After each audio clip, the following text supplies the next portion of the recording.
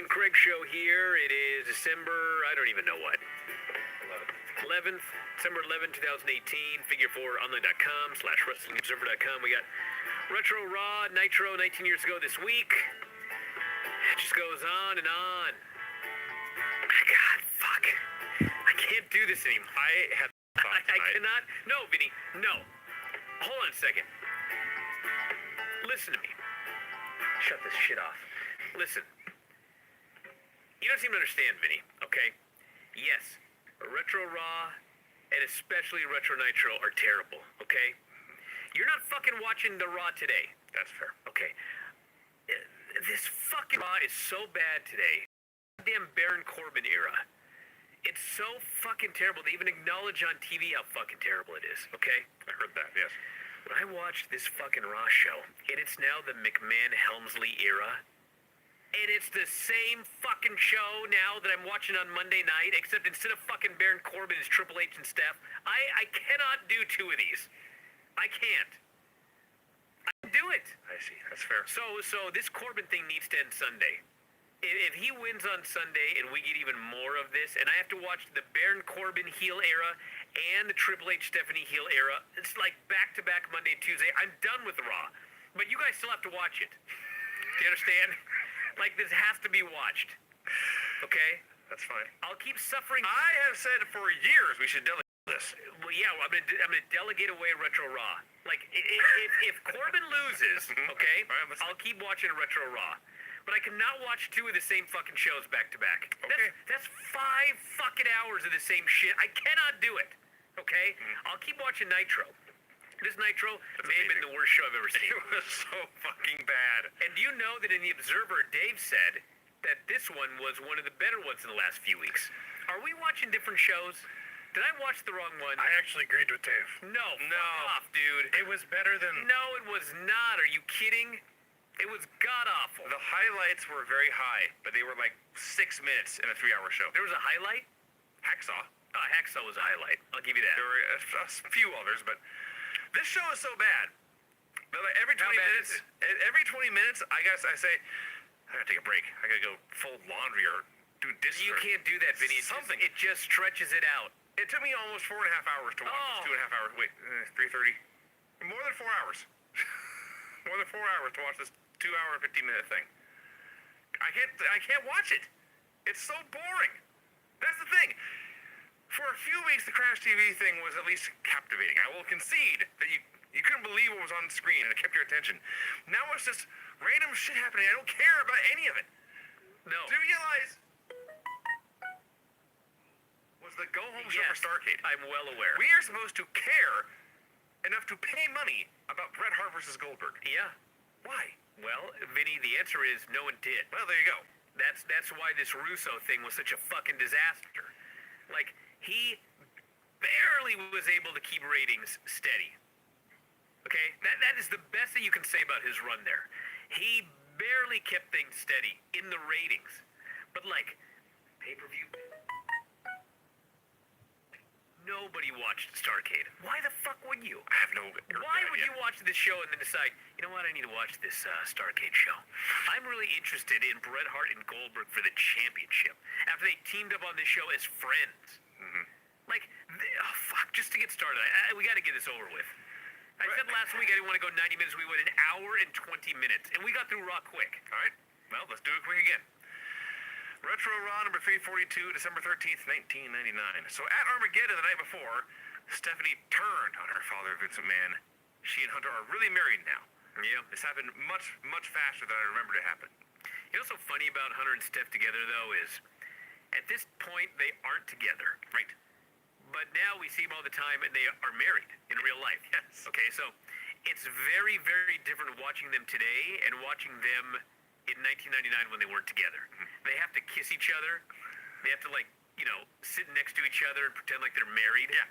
But they're so incredibly awkward with each other right now. There's zero chemistry. It's awesome.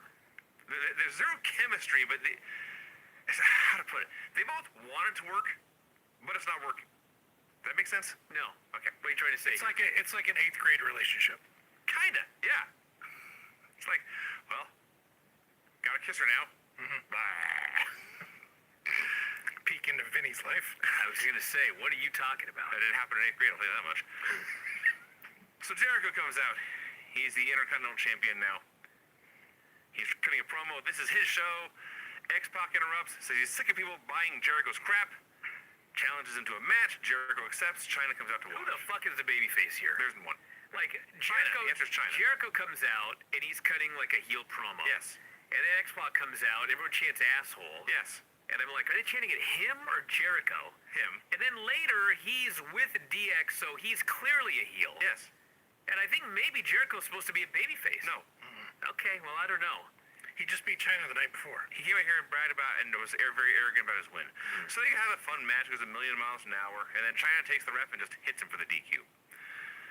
The announcers then had this conversation. I don't understand this. That didn't make sense. It certainly doesn't.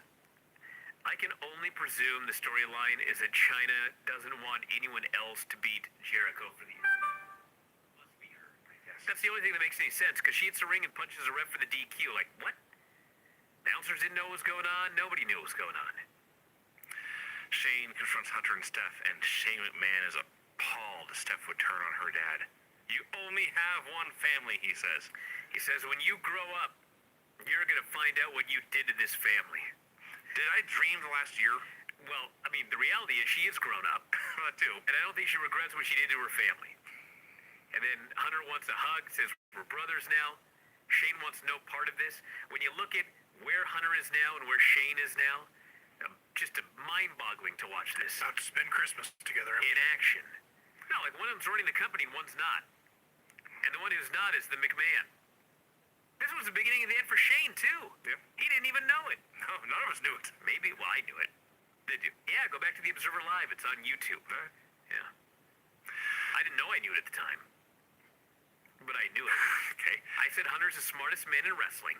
He's fake marrying Stephanie. They're going to really get married, and he's going to run the company. Okay. That's what happened.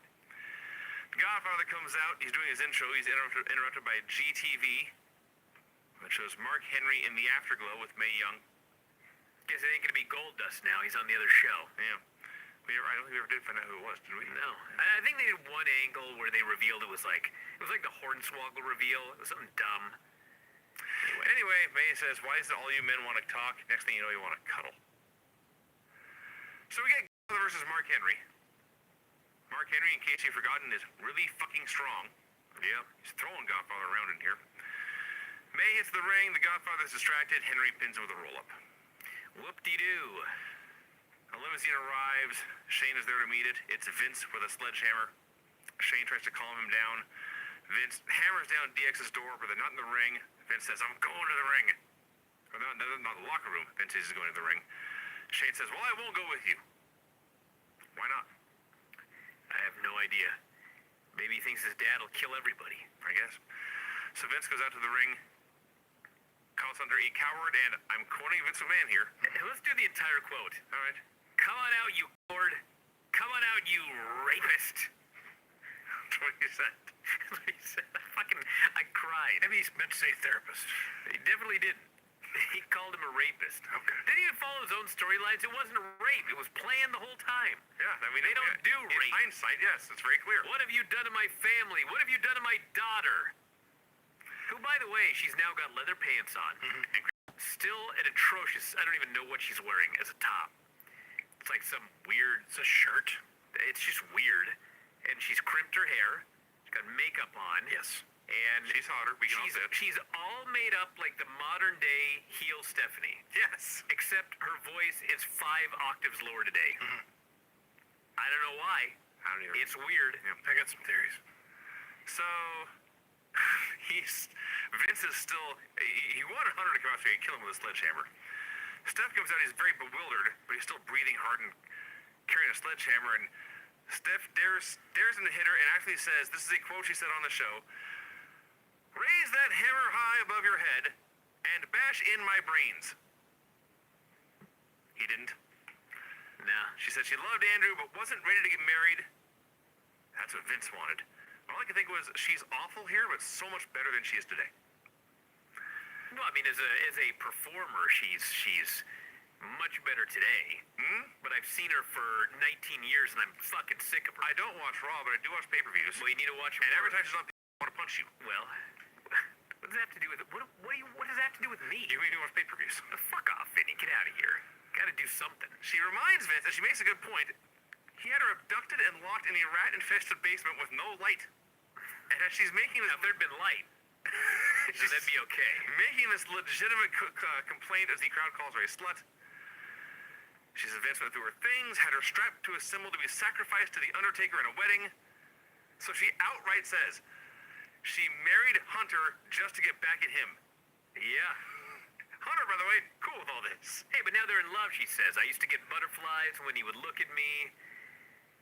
Didn't want or mean to, but all this had to happen, and now she says, Triple H really turns her on. Yeah. When she said, I'm not daddy's little girl anymore, I'm doing things my way, and it feels damn good, all I could think was, I hope I die young.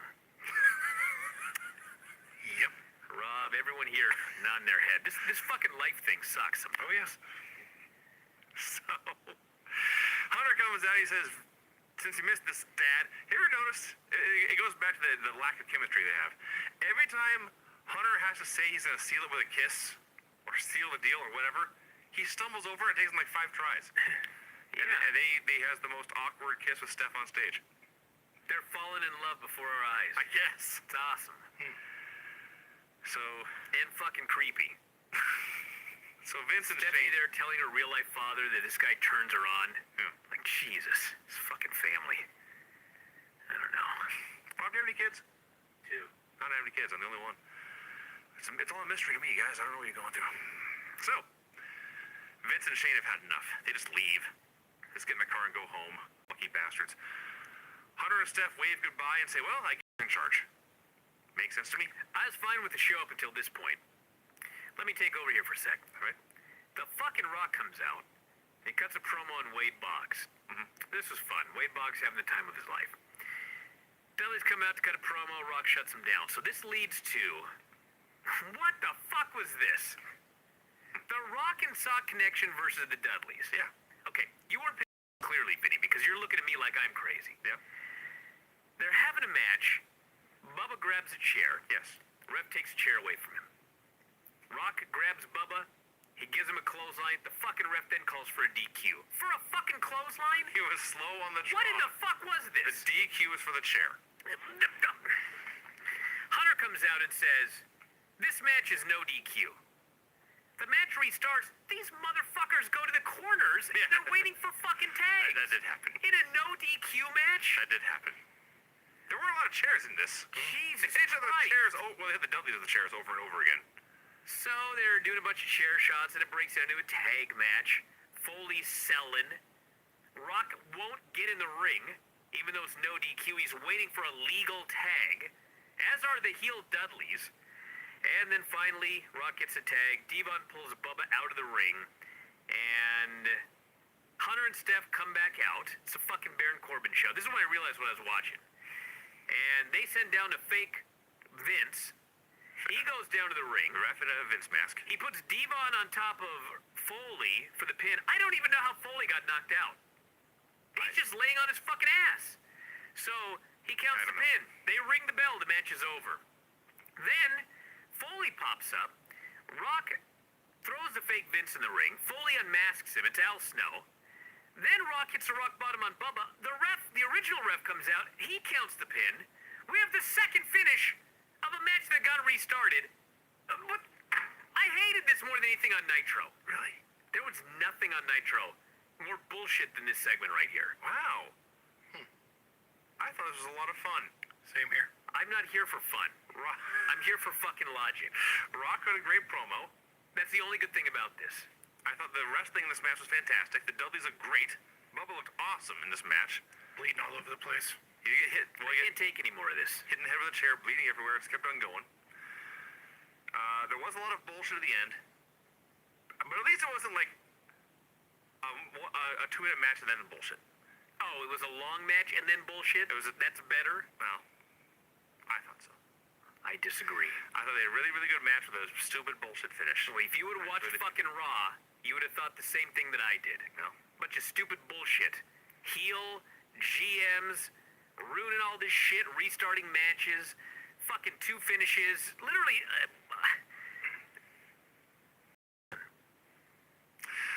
Hunter and Steph and X-Pac are backstage laughing at pudding for some reason. I heard maybe 20% of this.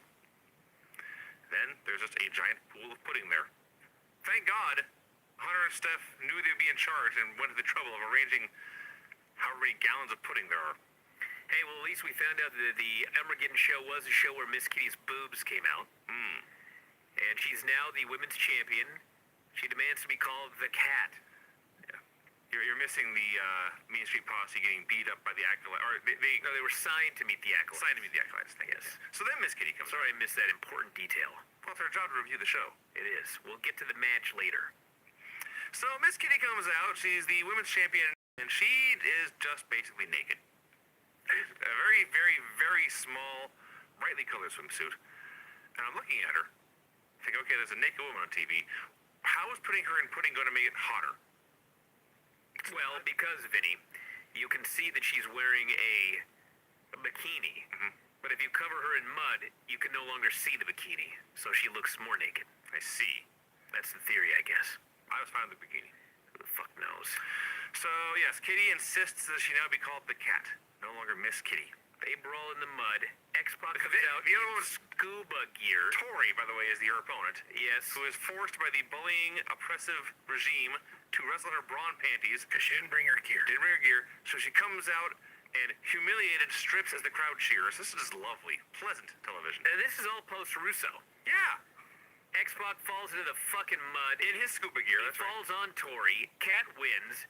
Kane comes out, chokeslams X-Pac in the mud. He's slipping around on this fucking mud. He almost kills himself. The Outlaws come out and attack Kane. Fuck, I wrote, this show is awful. And then Kitty tosses Lillian into the mud because Lillian called her Kitty instead of Cat. Yeah. The only You like this show? I like the other match. I'm not defending this. You missed the part where Tori jumped on X-Pac's back, and he basically went to snapmare her into the pool and just slammed her right on her head. I really hope that was well padded, because that looked very violent. There's no way it could be. So this was, in fact, sex and violence. That's what this was. Lawler tries to plug a Steve Austin doll that cuts his catchphrases, and it won't work. This was incredible. The doll, there's no batteries in the doll. They don't know that. So they put the fucking mic up to the doll, and no sound comes out. And so they're like, oh man, that sounds awesome. They pretend that they heard. Okay. Later, they have to do it again because they find batteries. So they put batteries in, and the second time around, the doll actually talks. Yeah. They heard voices. One of them here said it worked in rehearsal.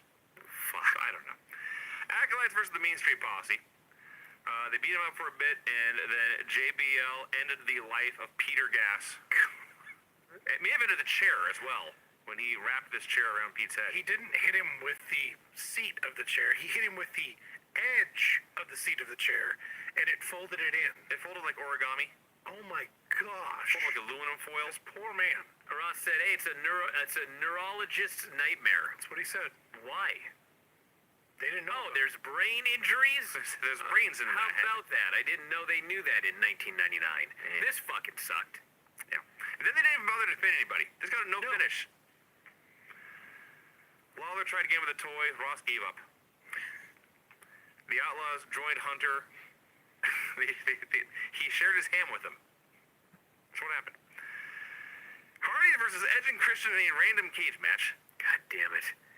They're in there just doing spots, just fucking trying to hell of it. kill themselves. They're literally 2 minutes in and Jeff does a senton off the cage and crashes and burns. Yeah. Edge goes up top and he's supposed to do a corkscrew dive By off the the way- top, but he doesn't want to actually do a dive off the top, so he kind of starts to fall and then turns in midair for his dive. So Yeah. he falls from as low as possible, but still doing the move. The only way to win this was to have one man escape the cage. So when Jeff climbs to the top and the other guys are all down, and instead of climbing down to win, he jumps into the cage and misses a move, he is a complete moron in and out of storyline. Yeah, he's an idiot. He's a complete fool. So Matt and Chris are brawling in the cage. They fall on the floor. It's a tie. So So they're going down, and then Jeff and Edge do a power bomb into the cage, which knocks them both to the ground. Yep. So you got a fuck finish here, and the ref rules, well, the match must continue. So Lawler and Ross say, well, what does that mean? Do they have to get back in the cage? Well, No one fucking knows. The ref doesn't even say what to do. So Jeff and Christian end up in the ring, and this is a match that's like, can you just do a fucking cage match?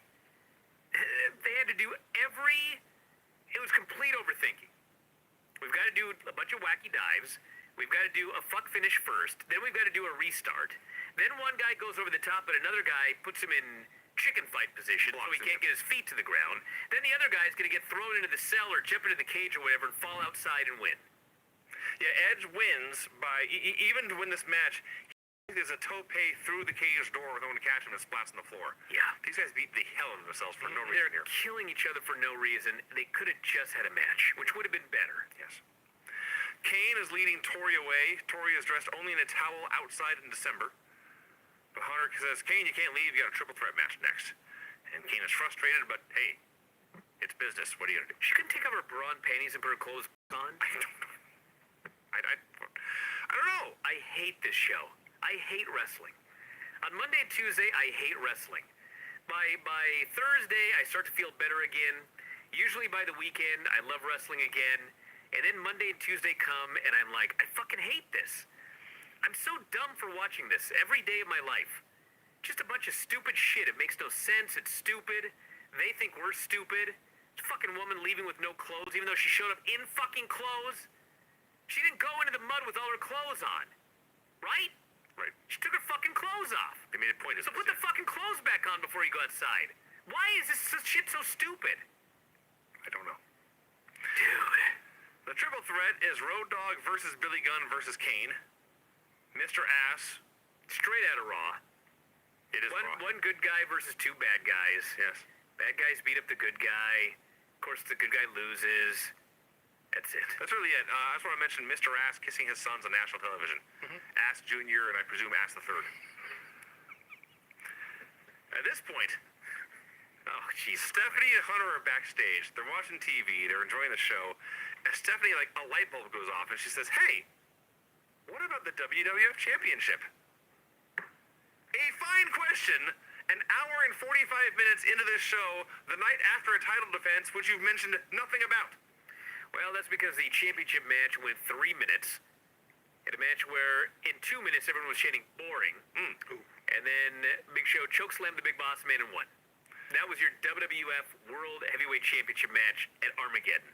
Cool. So they remember that's right, Big Show hasn't been on yet, completely burying him. They put him in a handicap match because, as Hunter says, most of Big Show's matches resemble handicap matches anyway. So it went 1 minute and 58 seconds, and it felt like 30 minutes. Is this the longest 158 in history? I think it was. I don't know. They finally got Austin's toy to cut a promo. Big Show versus Big Boss Man and Prince Albert, where if the heels win, the Big Boss Man is the world champion. What? Yeah, I didn't even get that. Yep. That's news to you? Yeah, the title was on the line here. Lillian said so anyway. I assume she was right. Taz's tattoo is on the screen. So they're doing this match. They cut backstage to show DX paying very close attention. All I could think watching this was, remember how cool the Giant was in WCW? And then he comes here and he's got to learn how to work, and now he just fucking sucks. He sucks, dude. Why is he throwing drop kicks? I don't know. They're horrible. Show sells a kick that misses by a mile. Everyone boos. There's a choke slam on Albert. Boss Man, I think, I watched this like 3 times. I'm pretty sure Boss Man busted himself open throwing a headbutt. And then Show just out of nowhere choke slams him and pins him and just looks exhausted. Yeah, so they beat the Boss Man, so that's it for that guy. Yeah. We cut back to the DX locker room where Steph says, hey, I want a tag team title match. Oh, fuck, here we go. Steph says I want to see a tag title match. The Outlaws say, we don't want to work again. Steph says, you're working. Hunter says, my wife says you're working. So the Outlaws are all pissed off. Well, who are we going to wrestle? Steph says, well, I haven't seen Hunter wrestle either.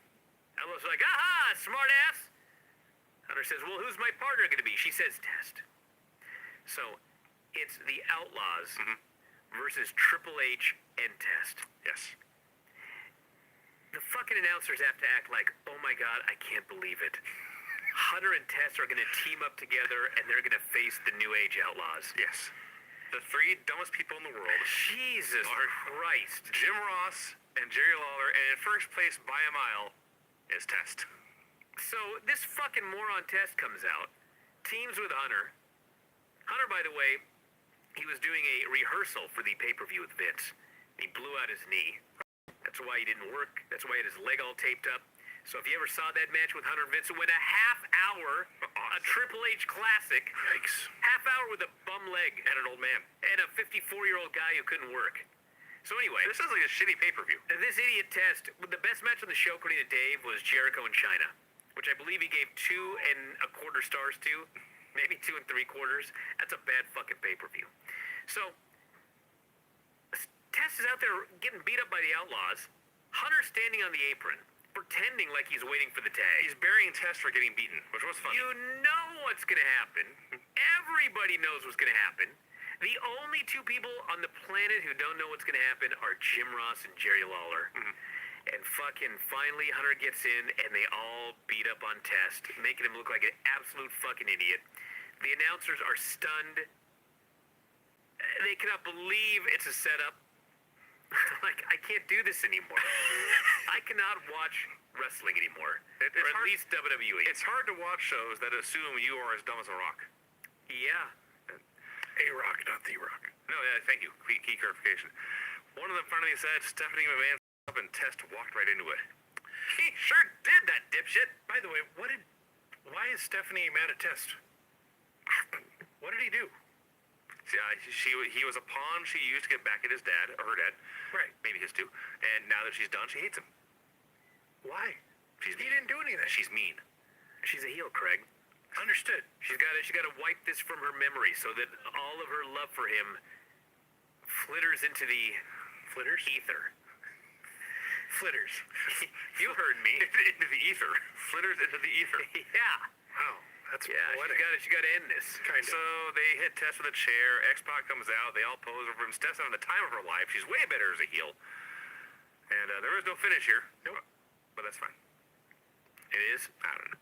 The show blew in every conceivable way.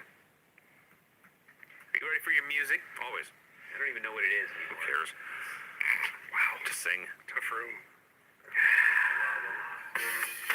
The finishes on this show were DQ due to attack on ref by a third party, pin after distraction, fast count by a crooked ref but then overruled by a fair count by a real ref, pin after distraction in a pudding match, no finish in a handicap massacre, win via escape in the dumbest cage match of all time. Oh, that's not true. The Dr. Death cage match is much dumber. Clean pin in a triple threat match, no finish in the main event. Sweet. All right. What a great show that was. Let's Okay. start And this. that was better than this show. I don't think it was. Although I hated Raw. I hated Nitro. Nitro number 221, December 13th. Wait, I said Raw was better than Nitro. You did. Yeah, you said I don't think it was. You think Nitro was better than Raw? Wait. No, I'm sorry. You're right, yeah. Thank you. Raw was better than Nitro. Yes, Rob. Oh no, I was just stretching my arm. Sorry. Where's your hat? I have makeup.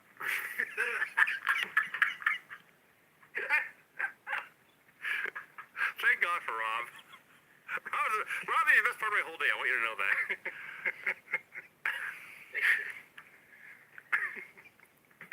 I apologize. I should have brought up the hat. Christ, I rant about how much these fucking shows suck, and then you're doing that to my show? Me? Not you, him. Oh, What did I do? it's not even his fault. You asked him a fucking question. How dare I? Yes, you know I gotta turn him on. Well, do a little dance. Let's go. WCW Monday Nitro 221, December 13th, 1999. It just starts and Jarrett and Benoit are fighting backstage. Hey, that was one of the rare good things on this show. Jarrett's winning on him, but then Benoit wins on him and whips him into a convenient cardboard box of Jenga over in the corner. Yeah. Box is stacked up for no reason. Empty. Empty cardboard Yeah, box. it's a wrestling show, so they gotta have like random fucking metal pipes just stacked up backstage that can just fall down and make a lot of noise. What are those fucking pipes for? Why would you need a bunch of random metal pipes backstage at an event? Exactly. Making a giant bong. Let's go. Never mind. Go ahead. The opening match here. Oh, Do you know it was 7 minutes I did. before these guys even fucking rang the Dude, bell? fucking the Maestro's entrance. Yes. Okay, it's the artist formerly known as Prince Ikea, accompanied by Paisley, who is Charmel, not Paisley Alvarez. Yeah. Right. Versus the Maestro with Symphony. Yes. So Ikea he comes out and he's like, It still took forever. There's there's shit falling from the ceiling. he's He's got got purple, the music. purple confetti. He takes his time. They did not, his music was like a blatant Purple Rain knockoff, so they have replaced it with some strip club music. And he comes out to the purple confetti. He's trying to be Prince, but he can't do it. No. No nobody can be shit. Prince. You're telling me Prince Ikea can't be Prince? So he's just like looking down at the ground, doing nothing. He has taken shoe polish and penciled in a goatee of some kind. Yeah. So the Maestro comes out. The Maestro's entrance is he plays piano on a platform that lowers from the ceiling as Symphony stands by him. But they shoot this with a camera that is also mounted on the platform. So for the first minute of this, I thought he was just out on stage. I thought, why does he stand up? Why does he play this goddamn piano? He has a match, right? He's wrestling here. And then he cuts to a wider shot, and you see he's still descending. He's not yet hit the earth. The production value in this thing was amazing, and they couldn't even get it on camera right. Even he was like, this is taking 2.5 hours.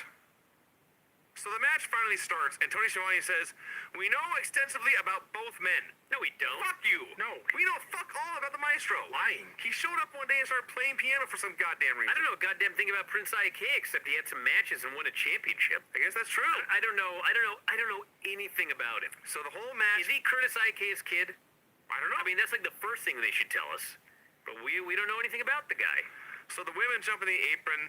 They each slap the other guy. And Prince pins the Maestro with a roll-up pulling the tights. Are you talking about Maestro's hair? Don't call him Prince. It was the Prince before this. Maestro's hair is like, it's weird. That's the weird part of this to you. He needs... It looks like a wig, He needs but it's conditioning. not. I've never seen a hairdo like this before. Find pictures of Neil Young and imagine it blonde.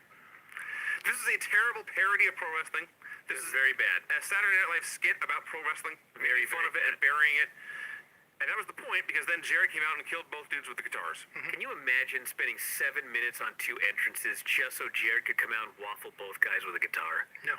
What a goddamn fucking waste of time. You know how much it probably cost to lower that piano from the ceiling? Not free. I can't even imagine. You know this company lost $62 million the next year? So Jared challenges Benoit to a bunkhouse brawl. I guess tonight. I wrote down Starcade, but No, it's tonight. They actually announced the card for the show. the announcers ran down the card. They did. That's a positive there. I see. Absolutely. Kevin Nash tells Scott Hall to come on. We never saw Scott. Medusa catches Evan flirting with Spice. Why couldn't they show him, by the way? I don't know. Because if you remember, like a few weeks ago, Hall would say, "Come on, Kev," because Kevin would have some makeup on. So like they were waiting, to reveal him. For the Vince Yeah. McMahon Nash guys. goes, "Come on, Hall, come on, Hall," and then like later we see Hall and he's just Hall. I don't know. Medusa gets in a fight with Spice. They're fighting over Evan. Bret Hart gets a promo. He respects Bill Goldberg, wants to give him a title shot. We're jumping way ahead here. First off, why does Bret have the world and the tag team titles? That is a good question. I didn't realize he had the world title until this thing was over. That's why I didn't write it He down. showed up with it. Why was I watching him come out? This is one of the 78 segments here on this fucking show. I saw he had a belt. I figured it was just his world title belt. No, he had 2 belts. He had the world title and the tag title belt. When Goldberg came out and they both had belts, that's when I put 2 and 2 together. I see. The announcers mentioned we have new tag champions after Thunder. That's all they said. Okay. They didn't say who the champions were or what happened. This Evan Courageous thing with Spice. So Medusa. I was trying to get through the show in a hurry. Medusa's mad at Evan. Yeah. Right? Yes. Okay. Evan's flirting with Spice. Yeah. As he should. Medusa hates Evan, but she still wants to kick Spice's ass. That's her Yes. Okay. You don't watch Raw? I do. The Nitro Girl stuff is worse than Baron Corbin. Okay. That's fucking saying something. Then we have the Brett promo. Talks about his tag team partner Goldberg. What? Can we have one fucking replay to tell us what happened on Thunder? So Then the Wolfpack comes out. They want their belts back. yeah, Nash in his mock turtleneck and giant oversized button-up shirt. Where the hell did Kevin Nash get a shirt that's 4 sizes too big for him? Destination XL. I guess. So that's it. They're doing a tag match at the end of the show. Jean interviews Medusa, and as she put it, her two big, beautiful blue eyes. He is leering at her breasts. This is like his new gimmick now. That is 2 weeks. That is an excellent description. He was leering. Yeah. And it's not like he's looking in the eyes and occasionally peeking at her boobs. No. He's staring at her tits and occasionally peeking at her eyes. Yes. And it's the gimmick, because she calls attention to it. Just like it was Molly, or that was her name, Mona. Yeah. Last week he did the same thing. Anyway, she's going to wrestle Spice tonight. Piper arrives, he cuts a promo on New Who Orleans. is this guy? I know who this guy is. There's some fella there with Roddy. Oh, yeah. Fuck, what's his name? It's been driving me crazy all day. The same guy who was with him last week. I could have called Buddy. He'd have told me immediately. He's an old Portland guy. Farmer would know, I bet. What the hell's his name? Oh, Farmer probably knows. Farmer probably know. I'll remember it at some point. But like all day I've been trying to remember this guy's name. Yeah, Edmund Reggie's number? I'm not going to call him here on the show. Come on now. I could find out. It's not that important. I'm just pointing out that, like, we all know this name. All right. I'll send a well-worded text. All right. Lex Luger arrives. The Red Rooster tells him he's teaming with David Flair against DDP and Sting. Everyone's texting somebody now. David Flair gets a package. Was that a bear? Did we ever find out what this package was? I presume it's the bear. Medusa versus Spice. So Medusa, as we've been discussing, has big fake boobs. And she comes out, for entrance, they're just bobbling all over the place. I've never seen fake boobs like this. So, They might not be fake. maybe not. Are we talking about Medusa? Yeah. They might not be fake. It's possible. No. It's not.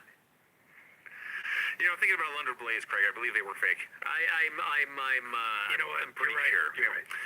So, let's see. Evans in the ring. Medusa wants him to hit Spice. Spice hits them both from behind, and then she pins Medusa as they're lying in the ropes. Medusa is under the ropes. She gets pinned. Her leg is draped over the She rope. still kicks out at 3. She wanted nothing to do with this. So, this finish of Spice pinning Medusa in the ropes is a build to Medusa versus Evan at Starrcade. Yeah. What? And, hey, so Medusa grabs Evan. She's acting like she's going to seduce him. But instead, she gives him a German suplex, right? Yes. So, what was she doing? She didn't even wrap around his waist. She grabbed his waist like this. Yeah. And like pulled him over like that. It was the most effortless German What suplex the I've ever hell seen. was that? I don't know. Why couldn't she give Evan Courageous of all people a real? It's not like she was giving it to Spice. I think it was to make it look like she was trying to play nice with him. It didn't look bad. It didn't look bad. It was not the way you're supposed to German somebody. That's why I said it was the most effortless German you ever saw. It didn't look real.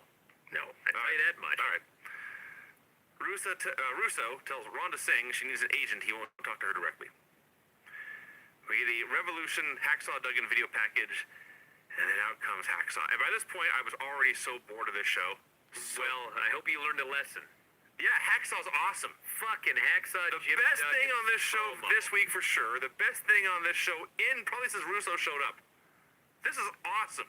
I'm not sure I've seen a better promo in WWE, WWF, or WCW this year. What have we seen that's better than this? He cut the most amazing, patriotic. He starts out babyface promo. He's very humble. He's lucky, he says, to have survived cancer just to live a little extra time with his daughters and his wife. And he's saying this like his eyes are moist. He's touched. He's sincere about this. He was almost torn away from them. And every day with him is another new gift, and he appreciates that. He's very humble about that. And then, like, a switch goes off. And when he talks about the revolution, demeaning the good name of the USA, and he's coming off his deathbed, he will attack and attack and attack. He's just amazing. And the crowd's all behind him going crazy. He's saved the entire show. And then the lights go out, and there's a strobe, and he's just laid out. We don't know what happened. Yeah, just fell asleep or something. Well, there was a strobe light. Maybe he's epileptic and had a seizure. So backstage, Russo brags about his remote control. He's the one who turned the lights out. Piper enters.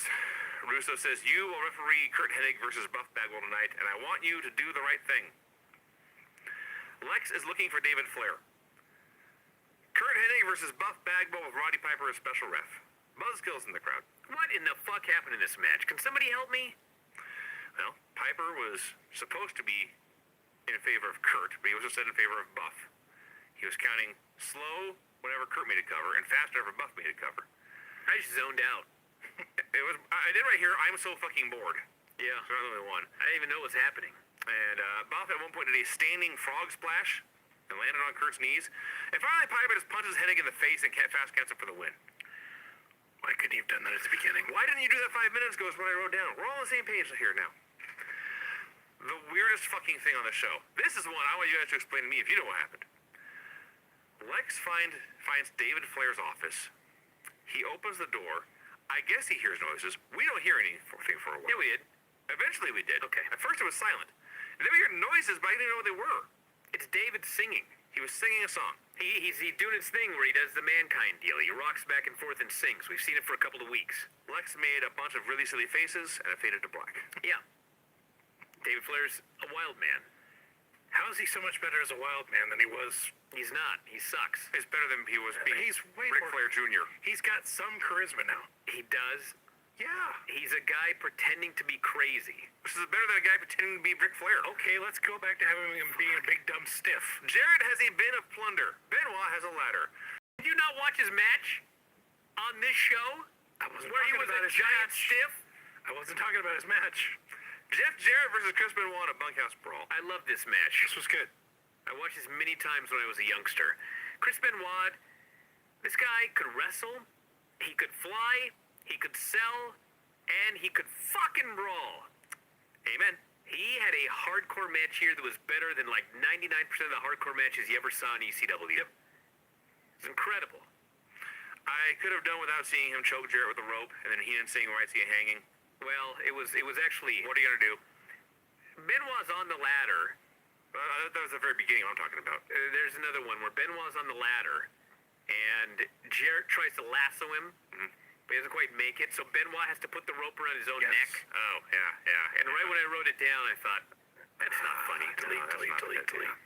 So Dustin Rhodes gets involved. He attacks Jarrett. The ref tries to save Jarrett. This lets... what the fuck happened? Jarrett throws Dustin into the ladder. Benoit's on top of the ladder. He takes a mighty splat to the mat. And then Jarrett just pinned him. Lex, David, and a headless teddy bear had a chat. Lex Luger wants to discuss strategy He does. with David Flair. Who's going to start? Who's going to start? Yeah. I got an idea, Lex. You. Don't tag out. You are a multi-time world champion. Your partner sucks. A Porsche arrives at the building. Everyone write down whatever time it is, wherever you are. Write down what time it is. Just think about a Porsche has just arrived at the building. Yes. I like where you're going with this, Vince. Piper has a bat. He's fighting off Russo's crew in the office until Hennig lays him out with a chair. The best thing on this show. Fucking Tank Abbott and Meng. I remember Tank Abbott coming back because he like knifed a guy at a pay-per-view or something. Yeah, Big Al. Yeah, Tank Abbott and Meng. Are you kidding? Well, I was really excited until it went 1 minute and they It was both the got best. blown up. It was the best 1 minute double count out ever.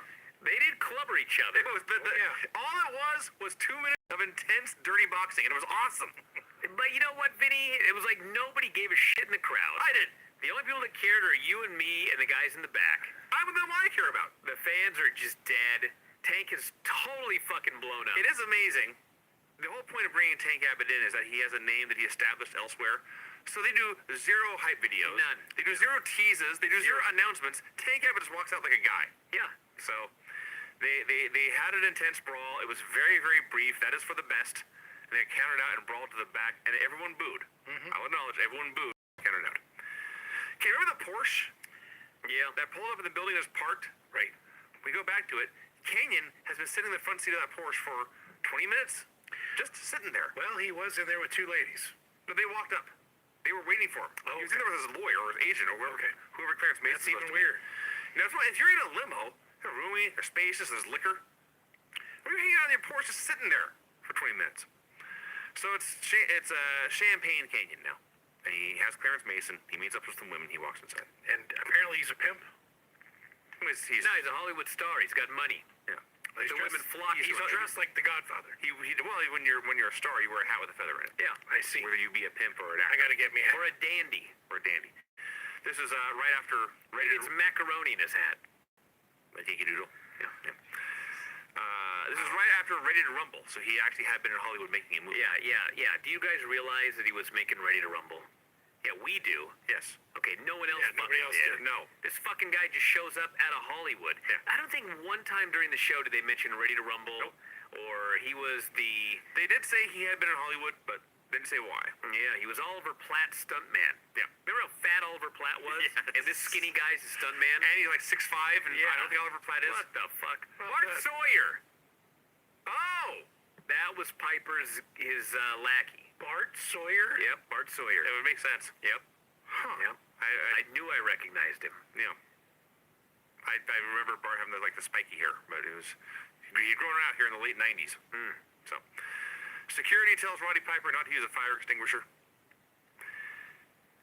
Meng and Tank are still brawling backstage, and they're still just throwing punches.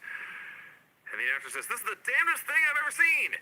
And it's so damnedest, they just cut away in the middle of it instead of letting us keep watching it.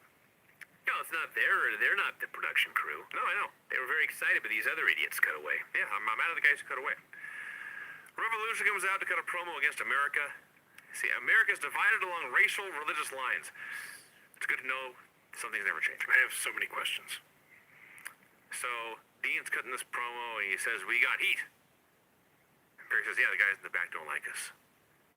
And Dean says, "No, we got Harlem heat." And Harlem heat comes out. I bet they thought that was a really funny line. Of course they did.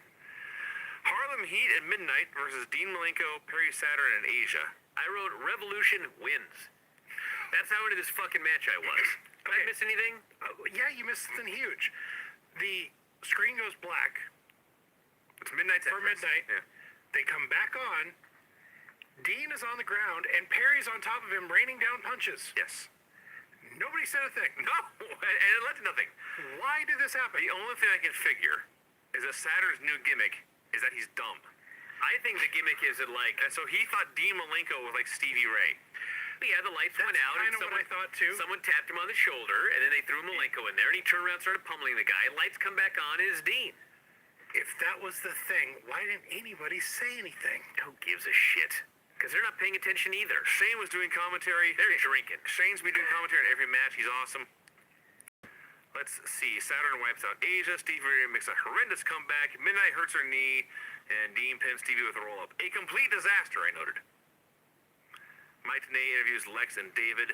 Luger's a level-headed one here. Says the injunction has been filed. Liz will be with him tonight, not Sting. Write that down. Okay. So in the middle of this, they cut away, and Piper's just swinging a chair and screaming. I say they cut away. They pan over. He challenged somebody to a chairs match tonight. He did. A fucking chairs match. Wow, all I heard was random screaming sounds. Yep. The legendary chairs match of TLC fame actually stems back to Roddy Piper doing it on Nitro. It's something that some fucking writer as a kid probably thought was so cool, and they're doing this shit still today. Rhonda Singh wants Clarence Mason to be her agent. He says no. Chavo tries to sell her some stuff. And he does. Meng and Tank are just having the best fucking battle of all time in the back. They're up against one of those big steel doors, and it's throwing punches at the doors, just making this big noise. You can see the ripples in the door going up and down, and they're screaming and hollering and punching. It's the best thing ever. It's Godzilla and Kong backstage at Nitro. It's awesome. It's just great. Paul Orndorff shows up, says hi to Mike Graham, says, "I'm here to meet the powers that be." Mike is sad to hear this, but says they're down there. Whatever is left of the Nitro Girls are doing a dance. Oh, now they're fucking dancing again? We got the 3 remaining Nitro girls dancing. They haven't been on in weeks. Yeah, they haven't, fucking longer than that. I don't think they've been on since like September. Weeks could be number of. And they're out there doing this fucking dance. Rhonda Singh shows up. 12 weeks is weeks. Yeah, this is their attempt to build up those ratings. 80 weeks can be. Rhonda Singh dances and beats them all up. This is the worst show ever, I wrote. We cut straight from Rhonda Singh interrupting the Nitro Girls to Fit Finley training Brian Knobbs in the river. I still have no fucking idea what's going on. I have no idea what's going on. What I got out of this was Fit Finley wants Brian Knobbs to do sit-ups so he'll be more prepared to do hardcore wrestling matches. The last time we saw these guys, Finley beat him and cut his mullet off. Yes. And now suddenly he's training him. I still don't know what's going on. They made him do This sit-ups. doesn't make any sense. He was doing sit-ups in the river. Yeah. I hate this shit. Not like with the flow of the stream, so you get an assist going up. No. Just like sideways across the flow. Norman Smiley has a full football uniform on. He goes into the block to fight Jerry Flynn. Why is it when they go to the block, there's now wacky video effects every week? My best guess is they are trying to make it actually look like Mortal Kombat. Except Mortal Kombat looked better than this, even in 1999. I can't wait till the blood graphics come in. So, May and Tank are still brawling. They brawl into the block on accident. Everyone looks at each other, and they just trade dance partners like a big square dance. So May's brawling with Jerry Flynn, or Tank. Tank is brawling with Jerry Flynn, and May just starts chasing Norman through the building. Orndorff meets with Russo. All right, this was great. So, Russo says, I hear you were training midnight. And Paul Orndorff is very proud. Why? Yes, I did. Why? She's a great athlete.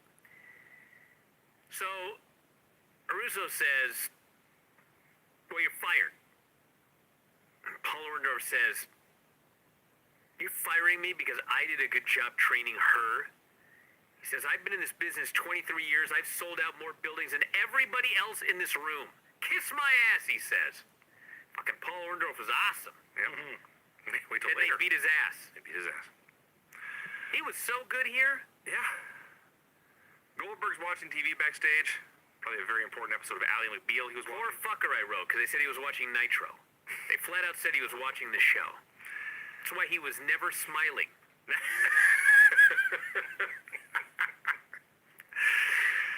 Sid is cutting a promo with a special needs young man named Seth, who is Sid's a big brother now. Yeah, to Seth. And he's got a match with Steve Williams tonight and Kevin Nash at the pay-per-view, and he cuts a promo on both of them. Yeah, he's got a powerbomb challenge with Dr. Death tonight. That's what they say. Yeah. Then Oklahoma comes out and says it is now a suplex versus powerbomb match. That's what he said. Yeah.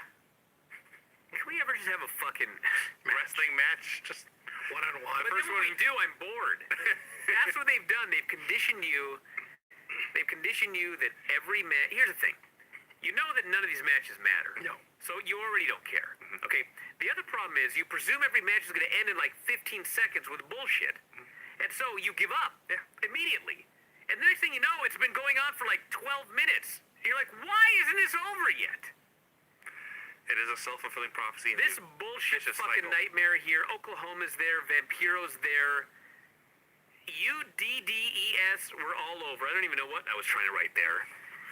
All I know is Sid is in a powerbomb match at the pay-per-view with Kevin Nash, and he needs help to beat Dr. Death in a powerbomb match. Christ, I fucking hate this show.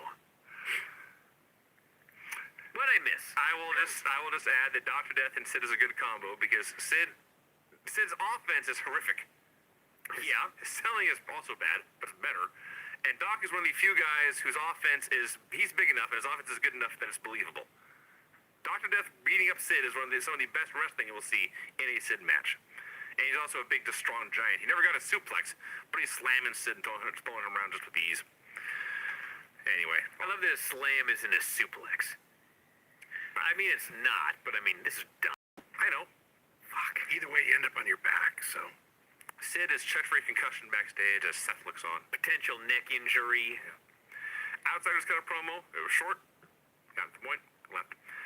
Lex Luger and David Flair versus Sting and Diamond Dallas Page.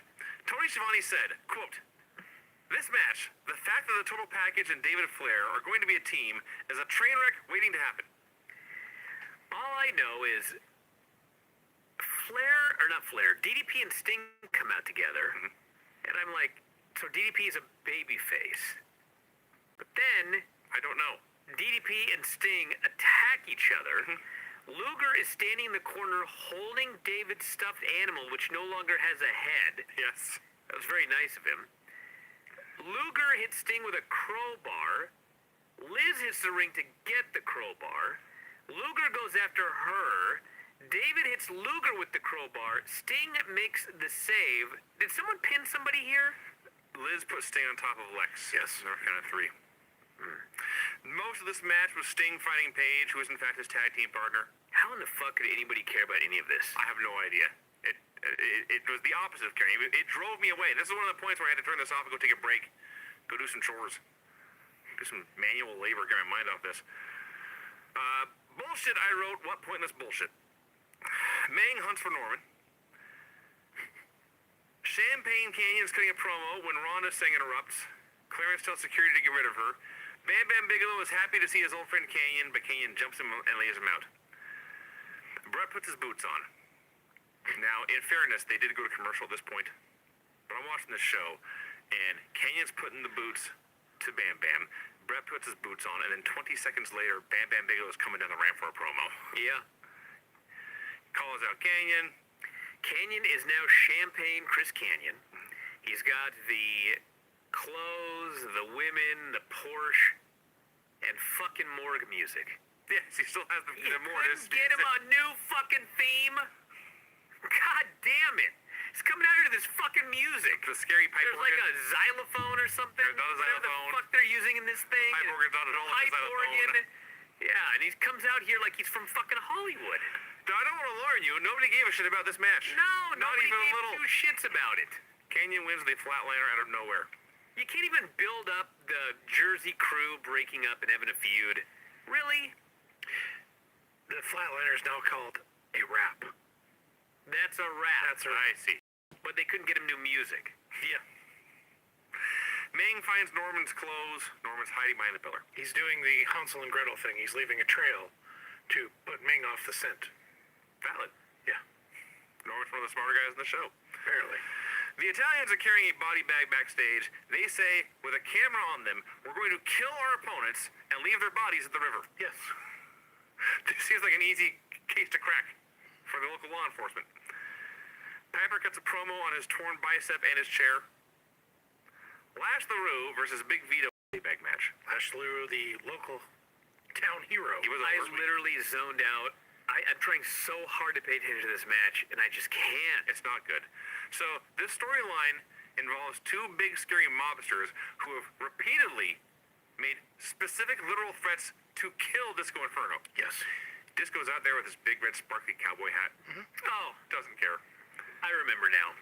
They have a match where you got to put a guy in a body bag. Right. All right. So Lash takes out Big Vito. Hits his move. He unzips the body bag. He rolls Big Vito into the body bag. To me, he's won. But Nick fucking motherfucking Patrick demands he zip this fucking body bag up. Lash is trying so hard to zip this body bag up. I timed it. He's zipping and he's zipping and it's fucking stuck. And Patrick's standing there and he's zipping. Time stands still. I'm like, my life is just passing away in front of me right now. And finally, he doesn't even get it all the way zipped up and this motherfucker rings the bell. No. Fuck you, Patrick. Vito's Fuck head the is show. Vito's head is still sticking God out. damn it. From the moment Lash grabbed the body bag to the point where Nick Patrick rang the bell to end the match, 55 seconds. Ah! Almost a full minute of just Lash fucking with a zipper. So then, of course, Vito's fine. This is not funny, everybody. No. It's not entertaining. No. All you shitheads on Twitter that have to go, oh, I'd much rather watch Nitro than Raw because Nitro was at least funny. It wasn't funny. No. There's nothing funny about this show. So Vito took such a severe beating that he escapes the body bag. They beat up Lash. They throw in a bag. Of course, they zip it up in seconds, which you put the heat on Nick Patrick. I put the heat on Lash. Lash could not get this fucking body bag to work. The Italians made it look really easy. They carry him away, and the announcers are very casual, say, well, they're going to take Lash away, they're going to throw him into a river, and they're going to kill him. In the parking lot, the Italians forget where they parked the car. They set the body bag down. They go away. Idiots. Paul Orndorff versus Creative Control. Paul Orndorff, long retired, with one arm, one of the best guys in the entire program. Just You look great. awesome out there. One of the rare good things on this show. He hit the pile driver. Arn and Larry are out there to interfere and distract, and Orndorff wins the pile driver. So apparently, Orndorff was there, but Arn and Larry have been fired and are just flying themselves around the country. Yeah, they just go wherever and run in. And then Slick Johnson runs out and reverses the decision. Yeah, Larry and Anderson come out and they hit the ring. This is not a DQ. Why is it not a DQ? I have no idea. Orndorff hits a pile driver. Slick Johnson reverses it. Why was it originally not a DQ? Do we have like babyface and heel refs now? And like the babyface refs are trying to save the company from creative control and Russo. Why doesn't he fire them? Actually, the heel ref for Creative Control debuted tonight on the show. Who, Slick Johnson? Bald-headed guy? Yeah, he's been around for years. Yeah, he's going to be the Creative Great. Control's guy. I can't wait. The outsiders talk, I hear 0 words. Piper swings a chair. The Italians find Norman Smiley in the bag. Kurt Hennig versus Roddy Piper in a chair match. It goes 1 minute, Kurt just leaves. Yeah, no, he didn't. He got hit with a chair shot and got knocked out outside. And they left. No, he was knocked out. He was dead. He got up and walked away. Well, later, but I mean, that's when Piper was the winner. Yes. Okay, because he knocked out Hennig with a chair. And the ref was counting 1, 2, 3, and Kurt does this thing and he walks to the back. Does this thing? This thing. That's good radio. We have video now. We have a Oh, video sorry. camera. We have 2 or 3, We did this 4. Your impression of me is funny. Bret Hart has been laid out backstage. Hey, let's be honest here. The fans loved Hennig versus Piper. Sure. One thing they cared about on the show. They were very into Roddy Piper. Really everything Piper did. Oh, now we get the best thing on the show. Today's backstage and he goes, "My God, Bret Hart's down. We need paramedics." The camera rushes around the corner. Bret's not ready. He's on his feet. That's right. As soon as the camera rushes around the corner, he leaps and lays on the couch. You didn't see this? I need to go back. It was so I need to go back and amazing check good. this. I laughed my ass. I saw him on the couch, and I thought that's the best they could do is put him on the couch. No, he wasn't on the couch. He was standing there getting ready, and all of a sudden the camera whips around the corner too fast, and he fucking takes a bump onto the couch and starts selling. It's not the best they could do. It's the best he could do in the situation. I need to load that up right now. It was so good. You guys talk about the match. We'll load that up. All right, we have Goldberg versus Hall and Nash. So there's no Bret Hart. Goldberg wrestles him for a while, and then Bret comes down to the ring. Hits the ring, runs wild on the heels, goes for the sharpshooter on Nash. Hall breaks it up. Hall goes after Nash. Goldberg sets up for the spear on Scott Hall. Apparently, Kevin Nash was supposed to hit Bret Hart with the belt, but he missed. Bret did not sell it. So, somehow, Bret just falls down holding his knee. Goldberg goes for the jackhammer, but as he's going for the jackhammer, the ref counts 3. Nash pins Bret. I have no idea why all 4 fucking men were legal. Okay, here's today. Camera's turned in the corner. There's Goldberg's a stand. Okay. Everyone on Twitter, that was funny. One thing on this show was funny. What's the timestamp on that? 2 hours, 3 minutes, and 34 seconds. The camera zooms around the corner. There's Mike today. Goldberg's also standing there. Yes. He's in the room. I want slow-mo on this. The camera turns left. Bret's sitting... Bret sits down, and he grabs his heart. Yeah. It's amazing. How is this? I have no idea. That was the one funny thing on the show. He's going to have a heart attack. You didn't laugh this hard when we went to the comedy. I know. We need the paramedics now. Okay, all right. So anyway, somehow in here, Hall and Nash become the new tag team champions. Yes. What? Who cares? Fans pelled the ring with garbage. They did. And that is the build for Goldberg versus Bret Hart for the title Oh my on God. Sunday. Sadly, the beginning of the end of Bret's wrestling career. Oh, After so- that, his highlight in I'm WCW. so happy you pointed that out to me. These fucking idiots. It's amazing. Absolutely amazing. It's Nitro, everybody. You know what? I bet, spoiler alert everyone, Bret turns out to be in on it. He's in cahoots. Probably is in The too. outsiders. I think he is. Yeah, that's the story. So I bet they wanted this so we notice think, hey, Bret's faking. Oh, I see, yeah. I don't think so. I think they're Or incompetent. they're just incompetent fools who are terrible at their jobs. Yes, incompetence is the more likely answer. Never assume malice when simple incompetence will explain things. So anyway, that is the show, everybody. Oh, sweet mother of God, what a terrible Oh, program. your music. Oh, who cares? Do we have to? Yep. It's been taking 4 hours to get through this. The finishes on this show were pin with a handful of tights after interference by 2 women, pin in the ropes, ropes, like right in the ropes, after a guy was in the ring. Pin when a crooked ref punches a guy and fast counts him. Pin in a bunkhouse match after tons of interference. Clean pin in an intergender trios match. Win via powerbomb after interference by vampires and cowboys. Pin between two teams where each guy hated his partner and shared the crowballs. And UDDES. And UDDES were involved. Clean pin, Lord knows what the fuck that was. Win in a body bag match where the body bag was not zipped up all the way. Pinfall after a copious interference in a handicap match, and then DQ after copious interference in a handicap match. Count out in a chair match. We've got through this fucking show twice in this song. Bullshit pin in a tag match. Wow. When do we go to 2 hours? It's like 2 weeks. This may save